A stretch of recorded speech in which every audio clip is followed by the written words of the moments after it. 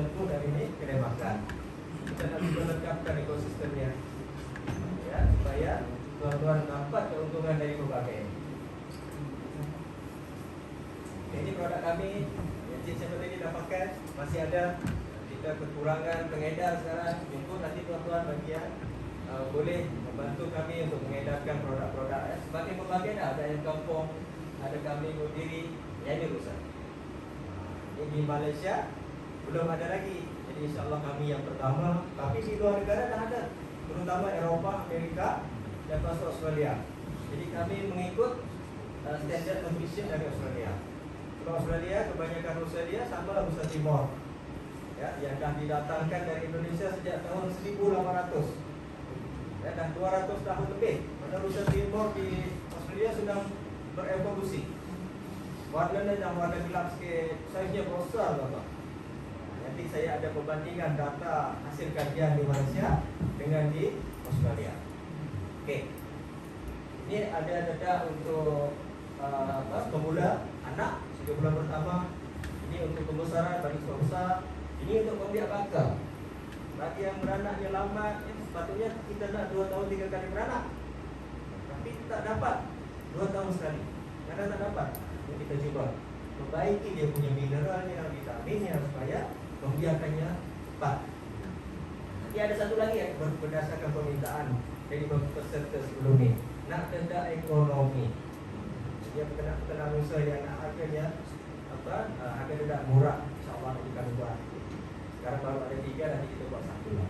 Tak dia murah, dia punya kualitas Kan kualitinya masih tidak usaha, ya. Sebab sekarang tidak usaha yang kita bagi bukan usaha, tapi tidak kambing, tidak lembu.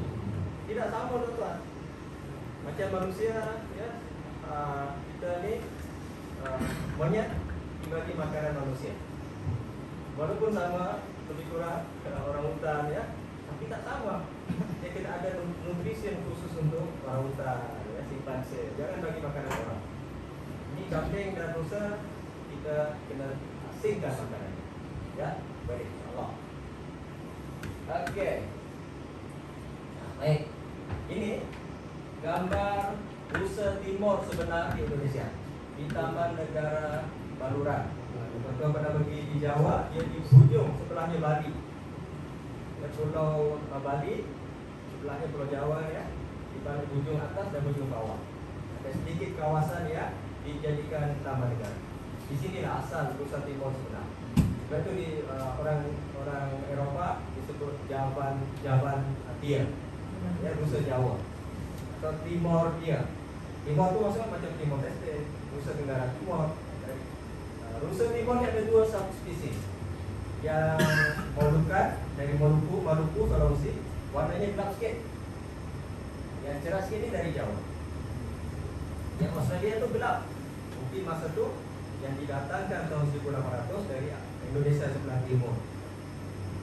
Okay. Yang Malaysia ni cerah, mungkin yang dari Jawa. Yang Maluku kecil sikit, yang Jawa besar sikit. Ada 2 subspesies.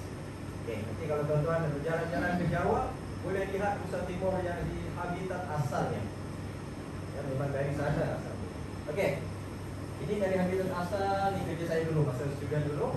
Setiap tahun 3-4 kali kami buat pemerhatian satwa, kita sebut satwa liar, haiwan liar.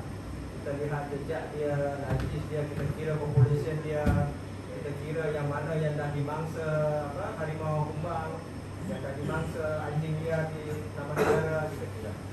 Ini kerja saya dulu. Indonesia, dia rusa ni undang-undang masih belum jadikannya sebagai ternakan. Jadi Indonesia masih statusnya di bawah hidupan liar, masih wildlife. Kalau Malaysia dia jadi ternakan, Indonesia belum lagi. Jadi kita tidak boleh menternak. Macam rusa sambar, kena ambil lesen perhilitan. Kita pun sana sama.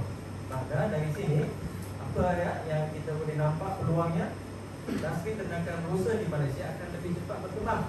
Sebab dah jadi ternakan komersial. Indonesia masih hidupan liar lagi. Okey.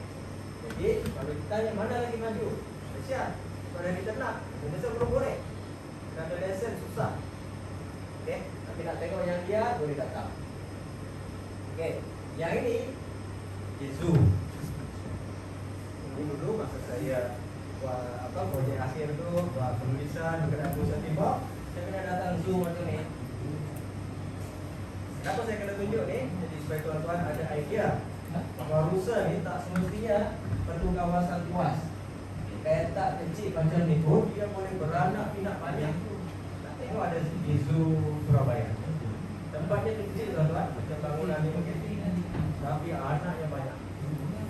Tak ada rumput. Kita potong rumput, ambil tepi-tepi tu ya, bagi ubi kayu, ubi pelet. Masa saya buat tahun 2003, tidak ada dedak lagi. Indonesia tak ada pelet. So, apa dia punya dedaknya? Ubi-ubi tadi. Itu boleh beranak cantik ya. Jadi seperti ini. Jadi ini nak bagi semangat pada tuan-tuan, puan-puan semua, berternak rusa tak perlu tanah yang luas. Okey, jadi tanah kecil pun boleh. Yang penting cukup untuk mereka. Okey. Baik, kena rusa sikit je. Rusa ni, supaya tuan-tuan tahu ya, bahawa mudah nak berternak rusa. Rusa ni satu kumpulan bersama lembu, kambing, babi. Sama-sama haiwan ruminan. Maksudnya dia punya perut ruminan ni ada 4 rumen ya. Kita sebut ruminan sebab dia ada rumen. Rumen ni dia menghadam rumput, daun, serat. Jadi makanan utama rusa sebab dia kumpulan ruminansia adalah makanan utamanya rumput, daun dan serat-serat. Itu makanan utama, jangan silap ya. Kalau silap bagi makan, dia akan kembung. Jadi kalau tak ada rumput, daun, serat, bagi dedak 100% dia akan kembung mati. Ini kesilapan sebab kita tak mengenal dia. Kita ingat ya, dia sama dengan lembu, kambing berdiri. Kalau nak ditanya lebih dekat mana persaudaraan dia, lembu, kambing kan berdiri, diri-diri. Rusa lebih dekat hubungannya dengan diri itu. Ya, jadi di sini tuan-tuan dah nampak, oh mudah ya. Lagi dia tadi ada diri-diri kambing, lembu, oh sama dengan diri-diri. Makanan boleh berfungsi sebenarnya. Ya, nampak? Jangan silap. Rumput wajib, tidak boleh digantikan dedak sepenuhnya. Di sini okey, ada soalan tuan-tuan? Kerana dia rumput utama, macam kita makan nasi. Kalau tak ada rumput boleh kembung. Jangan sesekali kurangkan rumputnya. Rumput wajib. Ini boleh jimat sebenarnya.